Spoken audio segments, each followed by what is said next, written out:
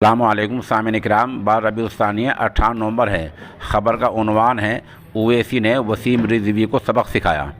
خبر تھوڑی تفصیل سے سن لیے۔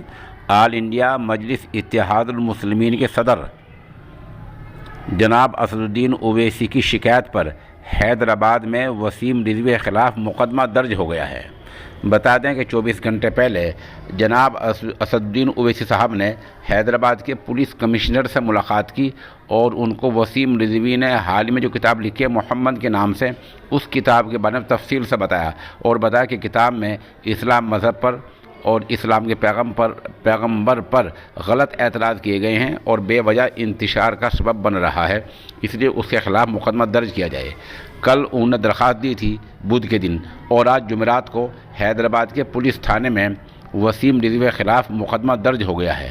اسد الدین اویسی صاحب نے امید ظاہر کی کہ جلد ہی وسیم رضوی کو گرفتار کر لیا جائے گا۔